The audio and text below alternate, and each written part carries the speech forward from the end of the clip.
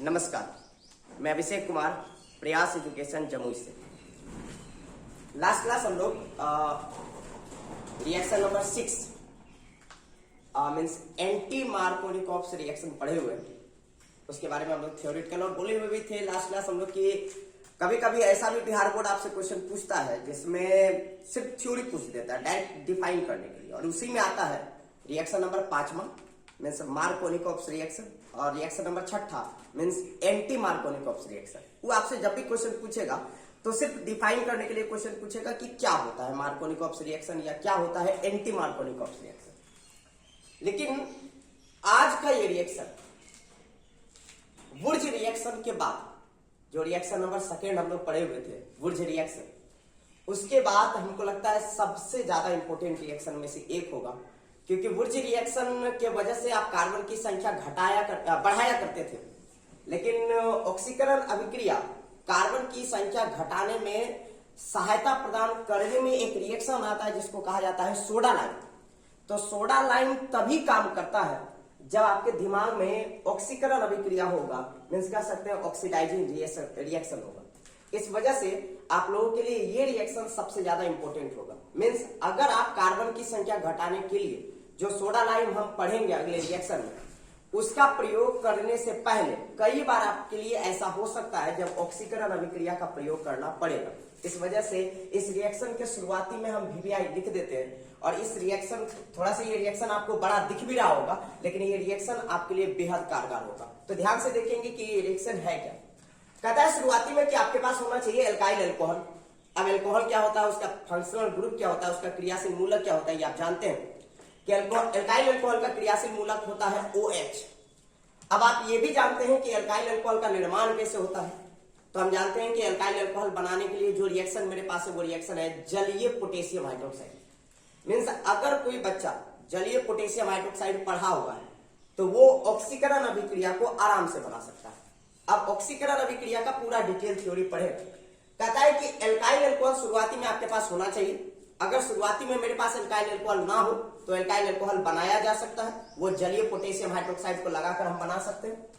कहता है alkyl alcohol की प्रतिक्रिया आपको नेसेंट ऑक्सीजन से, नेसेंट का हिंदी होता है नवजात ऑक्सीजन, तो नवजात ऑक्सीजन से कराना होगा। इसके ऊपर चार्ज होता है -2 या 2-। तो एल्काइल अल्कोहल की प्रतिक्रिया आप नवजात ऑक्सीजन से कराएंगे। यहां पर उत्प्रेरक पोटेशियम डाइक्रोमेट एवं सल्फ्यूरिक अम्ल का मिश्रण होता है।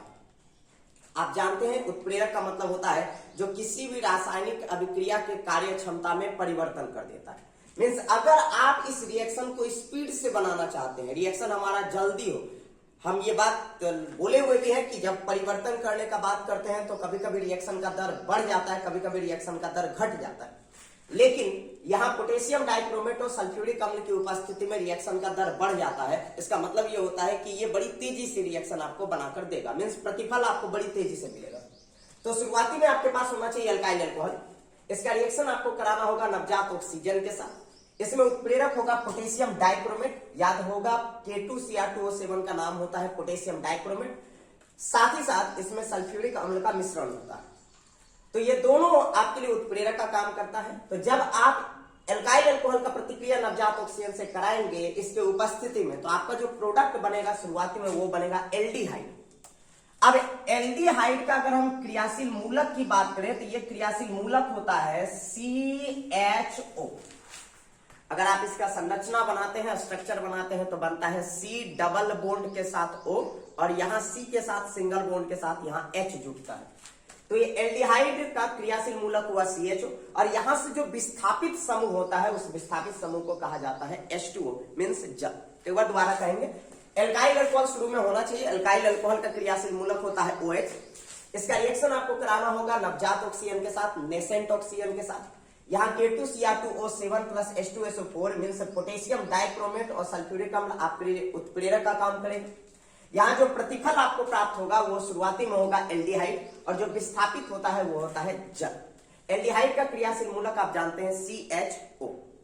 पुनः आप दोबारा वही एल्डिहाइड को उठाकर यहां लाएंगे, मीन्स वही एल्डिहाइड को लाने का मतलब होता है कि वही क्रियाशील मूलक दोबारा यहां CHO आएगा।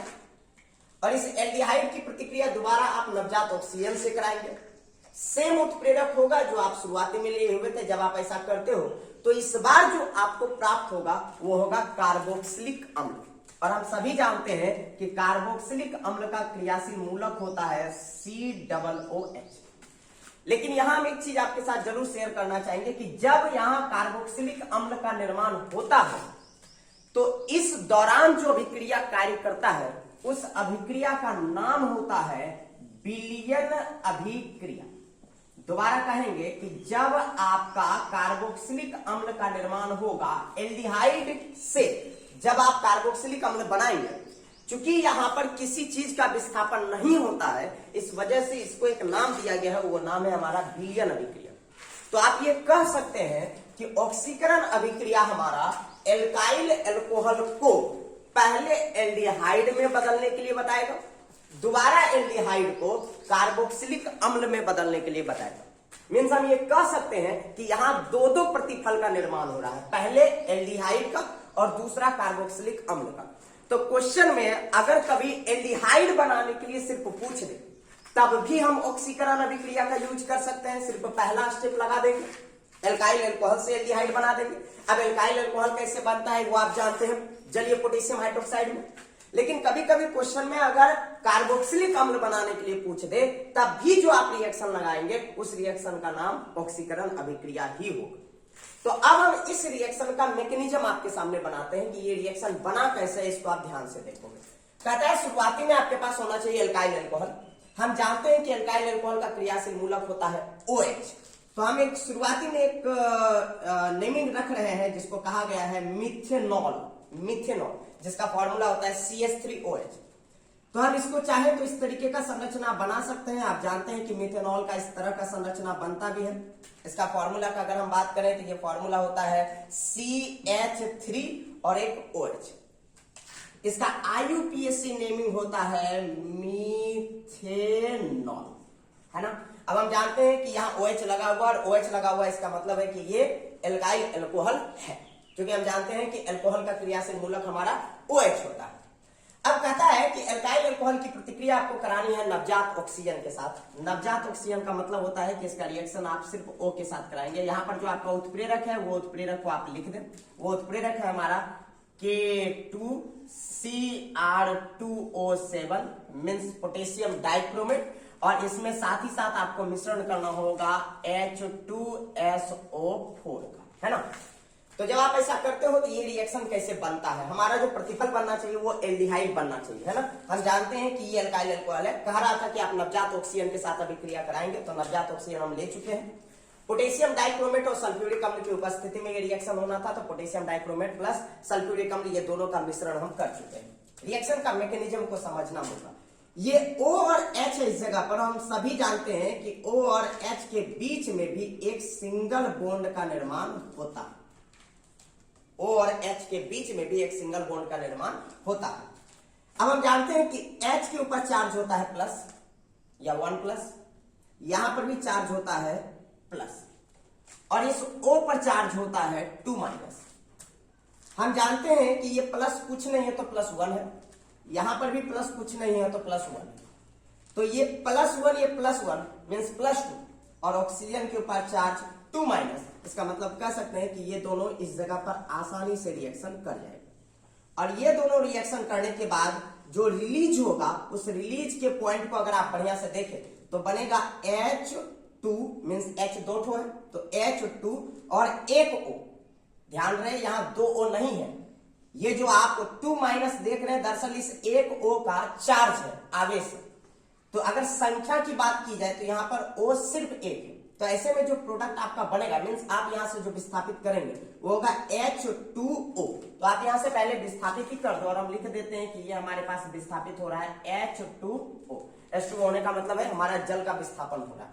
अब हम जानते हैं कि H यहां पर एक सिंगल इलेक्ट्रॉन रखा हुआ था, पहले यहां पर भी एक सिंगल इलेक्ट्रॉन रखा हुआ था, O भी एक सिंगल इलेक्ट्रॉन रखा होगा, यहां से कार्बन एक सिंगल इलेक्ट्रॉन रखा होगा, तभी इसके बीच में जी सिंगल बॉन्ड बना हुआ और यहां पर भी एक सिंगल बॉन्ड बना हुआ। क्योंकि हम जानते हैं सिंगल बॉन्ड का निर्माण तभी होता है जब कोई दो एलिमेंट्स आपस में एक इलेक्ट्रॉन का साझा करे। तो यहाँ पे ऑक्सीजन एक रखा है, हाइड्रोजन एक रखा होगा, तभी बीच में सिंगल बॉन्ड बना होगा। यहाँ कार्बन, यहाँ H, यहाँ पर भी बीच में जो सिंगल बॉन्ड बना है दोनों एक एक इलेक्ट्रॉन का साझा किया होगा। अब जब H और ये O यहाँ से रिलीज हुआ होगा, जब यहाँ से बाहर निकला H2O बन के, तो हम जानते हैं कि हाइड्रोजन अपना इलेक्ट्रॉन तो लेकर गया होगा, यहाँ से भी ये हाइड्रोजन अपना एक इलेक्ट्रॉन लेकर गया होगा। ऐसे में अब ऑक्सीजन का यहाँ सिर्फ एक इलेक्ट्रॉन बच गया, जिसको आप मुक्त आयन कहेंगे, फ्री रेडिकल। कार्बन का भी यहाँ एक इलेक्ट्रॉन बच चुका है, जिसको आप एक मुक्त आयन कहेंगे, फ्री रेडिकल कहेंगे। लेकिन बिल्कुल वही चीज आएगा कि कार्बन तो टेट्रावेलेंट होता है, कार्बन के पास तो 4 बॉन्ड होना चाहिए। लेकिन सवाल उठता है, क्या जब H2O बन के यहां से बाहर हुआ, तब कार्बन के पास क्या 4 बॉन्ड कंप्लीटली है? तो आप अगर पाओगे तो आपको समझ में आएगा कि 4 बॉन्ड अब यहाँ पे बचा नहीं है। कार्बन के पास अब केवल 3 बॉन्ड बचे हुए हैं, 1 2 3, जबकि कार्बन के पास होना चाहिए था 4, चूंकि अब ये वाला बॉन्ड तो रहा नहीं है। और हम एक और चीज जानते हैं कि ऑक्सीजन को भी अपना ऑक्टेट कंप्लीट करने के लिए 2 इलेक्ट्रॉन चाहिए होता है। तो अभी फिलहाल अगर हम बढ़िया से देखें तो ऑक्सीजन यहां पर 1 इलेक्ट्रॉन रखा होगा, कार्बन भी 1 इलेक्ट्रॉन रखा होगा, तो ऑक्सीजन को कार्बन का ये वाला इलेक्ट्रॉन तो मिल रहा है, लेकिन क्या ऑक्सीजन को कोई दूसरा इलेक्ट्रॉन मिल रहा है? एक जो यहां से हाइड्रोजन का मिल रहा था, वो भी हाइड्रोजन का इलेक्ट्रॉन तो अब वाटर बन के बाहर जा चुका है। तो ऐसे में ऑक्सीजन के पास तो अब सिर्फ एक ही इलेक्ट्रॉन जो कार्बन दे रहा है, पर ऑक्सीजन को भी अपना ऑक्टेट कंप्लीट करने के लिए 2 इलेक्ट्रॉन चाहिए होगा। अब हम यहां अगर बढ़िया से देखें तो एक चीज हमको समझ में आ रहा है कि कार्बन का भी एक बॉन्ड छूट रहा है और ऑक्सीजन को भी 1 इलेक्ट्रॉन का जरूरत है। ऐसे में ये बॉन्ड कैसे कंप्लीट करेगा? तो यहां पर बॉन्ड कंप्लीट करने के लिए एक काम किया जा सकता है, वो ये कि ऑक्सीजन के इस इलेक्ट्रॉन को कार्बन के सामने ले आइए, मीन्स ऑक्सीजन के इस इलेक्ट्रॉन को यहां ले आइए, कार्बन के इस इलेक्ट्रॉन को यहां ले। अगर ऑक्सीजन का इलेक्ट्रॉन कार्बन के सामने आ जाए, कार्बन का इलेक्ट्रॉन ऑक्सीजन के सामने चला जाए, तो ऑक्सीजन का ये इलेक्ट्रॉन नीचे आ जाएगा, कार्बन का ये इलेक्ट्रॉन ऊपर चला जाएगा। अब ऑक्सीजन और कार्बन के बीच में एक और बॉन्ड बन जाएगा। अब हम जान रहे हैं कि मेरे पास पहले से एक बॉन्ड है, तो एक और बॉन्ड आने की वजह से यहां पर एक और बॉन्ड बन जाएगा, जिसको हम लोग कह सकते हैं कि यहां पर डबल बॉन्ड बन सकता है। यानी अब अगर हम संरचना बनाए तो ये कुछ इस तरीके से बना के देगा। ध्यान देंगे, यहां पर पहले से हमारे पास H है, फिर यहां सिंगल बॉन्ड के साथ यहां C है, और इस जगह पर अब डबल बॉन्ड क्रिएट हो चुका है, तो आप यहां पर डबल बॉन्ड के साथ O लिखोगे और नीचे में सिंगल बॉन्ड के साथ H, है ना। और हमारा विस्थापित हो चुका था क्या, जल। अगर हम चाहें तो इसको इस तरीके से भी लिख सकते हैं, H single bond C double bond O, और ये वाला जो सिंगल बॉन्ड के साथ नीचे में H है, हम चाहे तो ये सिंगल बॉन्ड को इस कार्बन के साथ यहां जोड़ सकते हैं। क्योंकि आप जानते हैं बढ़िया से कि जो नीचे में हाइड्रोजन गया वो भी इसी कार्बन पर है, तो हम ये वाला हाइड्रोजन को चाहे तो इस जगह पर रख दें। आप अगर यहां पर भी रखेंगे तो कोई फर्क नहीं पड़ने वाला है, लेकिन अगर आप ऐसा कर देते हो तो ये देखने में बहुत अच्छा एल्डिहाइड का स्ट्रक्चर लगता है देखने में। अब अगर हम इस फॉर्मूला को बढ़िया से देखें, इसको थोड़ा सा अगर हम और क्लियरली आपके सामने में लिख दे तो ये कुछ इस तरीके से लिखाएगा, आप ध्यान से देखेंगे, प्लस H2O। अब अगर हम इसके फॉर्मूला को बढ़िया से देखें, क्या ये फॉर्मूला ऐसा लिखा हुआ है, HCH और एक O, और हम सभी जानते हैं कि CHO एल्डिहाइड का एक क्रियाशील मूलक होता है, और हम जानते हैं कि इसका जो नाम होता है वो होता है कॉमन नेम, या आप सामान्य नाम कहें तो इसका कॉमन नेम होता है फॉर्मल्डिहाइड, लेकिन इसका IUPAC नाम होता है मीथेनल। ध्यान रहे, मीथेनल अल, जबकि अगर आप ऑल लगा देते हैं तो वो एल्कोहल का IUPAC नाम बन जाता है। अगर आप अल लगाते हैं तो वो एल्डिहाइड का IUPAC नाम बनता है। तो यहां पर ध्यान देने वाली बात यह है कि हमारा एल्डिहाइड प्राप्त हो चुका है। एल्डिहाइड बोला भी था हमारा, अगर आप पहला लाइन को पढ़े तो कह रहा था कि एल्काइल अल्कोहल में अगर आप नवजात ऑक्सीजन लगाएंगे, तो ये हमारा एल्काइल अल्कोहल है, उसमें हम नवजात ऑक्सीजन लगा चुके हैं, इसके प्रेजेंस में ये घटना हुआ। कहा था कि आपको एल्डिहाइड बनेगा, तो ये हमारा एल्डिहाइड बन चुका है। चूंकि हम जानते हैं कि एल्डिहाइड का क्रियाशील मूलक हमारा CHO होता है, तो हमारा CHO बनकर बिल्कुल पूरी तरह से तैयार। तो इसका IUPAC जो नेमिंग होता है वो कहा जाता है, एल्डिहाइड का IUPAC नेमिंग लिखने का तरीका होता है शब्दरूप प्लस N प्लस अल, शब्दरूप प्लस N प्लस अल। अच्छा, इसमें एक चीज और इंक्लूड करना होता है, वो ये कि जो क्रियाशील मूलक है, जो फंक्शनल ग्रुप है एल्डिहाइड का, जिसको आप CHO कहते हैं, IUPAC नेमिंग बनाने में उसके भी नाम, उसके भी कार्बन को जोड़ा जाता है। इसका मतलब हम ये कह सकते हैं कि इस कार्बन को अगर हम जोड़ेंगे तो एक कार्बन का नाम होता है मिथ, मिथ में जोड़ेंगे एन, अब एन में जोड़ेंगे अल, तो टोटल इसका नाम बनता है मिथेन। अब पहले भी बोला हुआ था कि जल का विस्थापन होगा जी, तो हमारा जल का विस्थापन हो चुका है। अब आते हैं हम सेकेंड स्टेप में। सेकेंड स्टेप कहता है कि एल्डिहाइड को दोबारा लाइए, मीन्स आपका जो एल्डिहाइड प्राप्त हुआ एक बार फिर से उसको ले आएंगे, है ना। तो हम वही एल्डिहाइड को हम उठाकर यहाँ पर लाते हैं, तो गौर से देखा जाए कैसे बनाएंगे। इस एल्डिहाइड को उठाकर आप यहाँ पर ले आओ तो बनेगा आपका H single bond C double bond O और यहाँ H। ध्यान रखने वाली बात यह है कि इसका नाम हमारा क्या है, मिथेन। तो ये वाला एल्डिहाइड को हम उठाकर यहाँ ला चुके, चूंकि पहले भी बोला था कि अब आप दोबारा एल्डिहाइड यहाँ पे लाइए। अब कहता है दोबारा इसका आप रिएक्शन करवा दीजिए नवजात ऑक्सीजन के साथ। हमारा जो कैटलिस्ट है, हमारा जो उत्प्रेरक है, वो उत्प्रेरक एकदम क्लियर कहता है K2Cr2O7 प्लस H2SO4, यानी पोटेशियम डाइक्रोमेट और सल्फ्यूरिक अम्ल का मिश्रण। ये दोनों हमारे लिए आपको उत्प्रेरक का काम करता है। कहता है अब जो आपको प्रतिफल प्राप्त होगा वो कार्बोक्सिलिक अम्ल होगा, लेकिन ध्यान देने वाली बात यह है कि कार्बोक्सिलिक अम्ल जो प्राप्त होगा उसमें एक अभिक्रिया काम करेगा जिसका नाम होगा विलयन अभिक्रिया, है ना।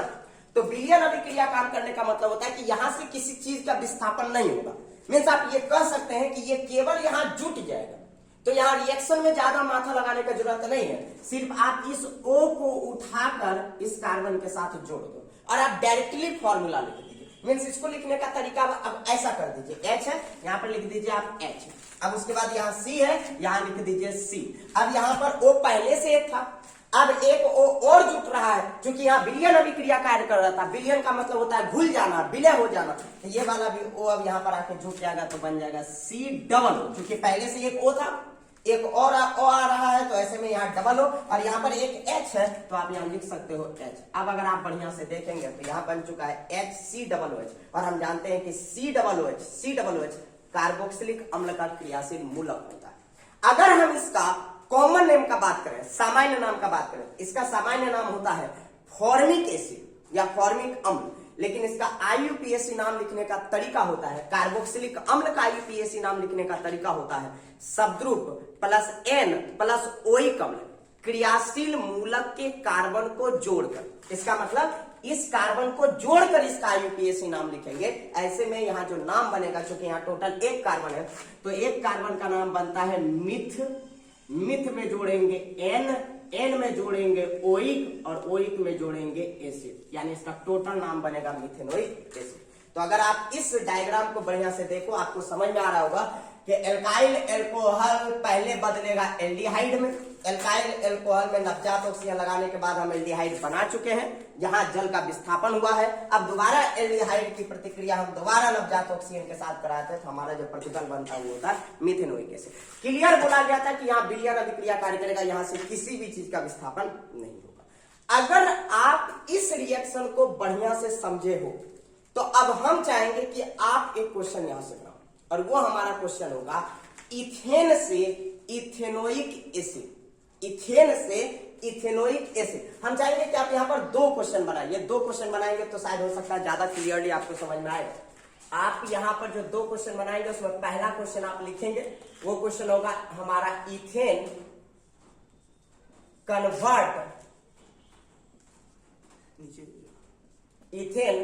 Convert into ethanoic acid. ये हमारा एक प्रश्न है और हम चाहेंगे कि आप इसका उत्तर दें। इथेन का फॉर्मूला आप बढ़िया से जानते हैं, इसका फॉर्मूला होता है C2H6, और इथेनोइक एसिड का फॉर्मूला अगर हम लिख दे तो ये होता है CH3COOH। हम चाहेंगे कि ये प्रश्न का उत्तर आप लोग दीजिए। अगर ये प्रश्न का उत्तर आपसे नहीं बनता है तो आप हमें कमेंट सेक्शन में बताएंगे कि आपका प्रश्न नहीं बन रहा है, तो हम आपको इसका स्टेप बता देंगे। लेकिन हम हल्का हिंट करना चाहेंगे कि इसको कैसे बनाया जा सकता है। थोड़ा सा सोचने वाली बात है। हमारा जो प्रश्न है वो है ethane convert into ethanoic acid, means ethane को इथेनोइक अम्ल में बदले। तो हम लास्ट क्लास में आपसे चर्चा किए हुए थे कि जो बनाना है पहले उसके बारे में ज्यादा सोचिए। तो हमको बनाना क्या है, इथेनोइक अम्ल, इथेनोइक अम्ल हमको बनाना।